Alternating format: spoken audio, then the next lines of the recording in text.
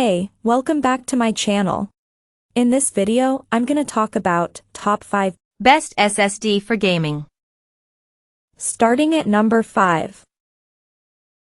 Silicon Power XS70. Silicon Power is a brand that probably doesn't get much attention compared to the likes of Samsung or WD, but when you look at its XS70 NVMe SSD with its high-end specifications, it's clear that the brand name isn't everything. Armed with the latest Phison controller and high-performance NAND flash memory, a drive like the Silicon Power XS70 should have no problem competing with the best SSD on the market. The XS70 is priced well for a high-performance 2TB SSD, but there's fierce competition from other third-party SSD makers in this price range. The Silicon Power XS70 2TB SSD is a 2280 80mm length, M.2 PCIe NVMe drive. It combines Micron 176-layer TLC NAND with a Phison PS5018E18 controller and 2 GB of DDR4 RAM.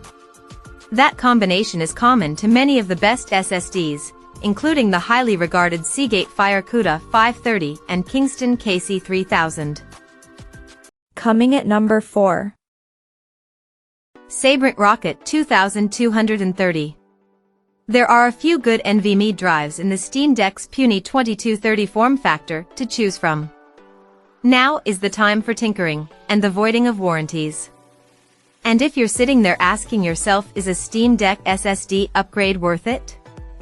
I'm going to lay it out for you. I've been through and tested each of Sabrent's new collection of Rocket NVMe 2230 SSDs, pitting each one against the Steam Deck's own internal NVMe drive to see if upgrading the Steam Deck SSD will make a tangible improvement to your handheld experience. The good news is, yes, they absolutely do. At number 3. SK Hynix Platinum P41. Give it up for the new SK Hynix Platinum P41 2TB. If that doesn't exactly roll off the tongue, it also doesn't help that SK Hynix isn't the most familiar brand regarding the sort of consumer-focused clobber that's aimed at gamers, including SSDs. Of course, SK Hynix isn't new to this space, but the new P41 is arguably the brand's first tilt at a truly high-end M.2 drive. The old SK Hynix Gold P31 was a bit of a clunky old thing, limited as it was to the PCIe 3.0 interface and a controller chip with a mirror for memory channels. The new Platinum P41? It's got it all. Well, it's got it all if the context is PCIe 4.0 drives.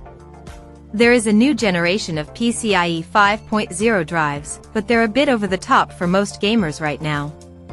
PCIe Gen 4 is not only where it's at, it's probably also the limit of your PC or laptop's capabilities.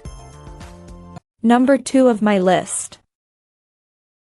WD Black SN770. We've seen some incredible NVMe SSD releases recently, but they've tended to focus on top-end performance and come with prices to match.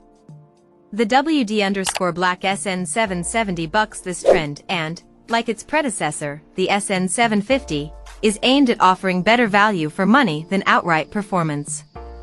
The main way it achieves this is by being a DRAM-less SSD drive. This saves a big chunk of the manufacturer's bill of materials, and thanks to advances in the latest controllers, it can be surprising how little impact this has on performance. Such drives are slower, don't get me wrong, but this new SN770 still quotes read and writes of 5,150 megabytes per second and 4,900 megabytes per second, respectively.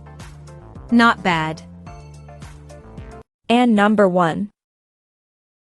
WD Black SN850X. PCIe Gen 5 is now a thing on both AMD and Intel platforms. But let's be real. Your current PC almost certainly doesn't have a PCIe 5.0 M.2 slot. Enter, therefore, the WD Black SN850X, something of a last hurrah for Gen 4 SSDs. And it's the best one out there right now. SK Hynix's Platinum P41 might just have the edge on performance, but the lead is so negligible that the less expensive SN850X is our pick of the current SSD crop. Our review configuration is clad head to toe in WD's signature armor-style cooling, but it needn't have bothered. This SSD runs quite a bit cooler than even its forebear, the WD Black SN850. Check out this video description for latest price and more informations. Thank you for watching this video. Please subscribe and stay tuned.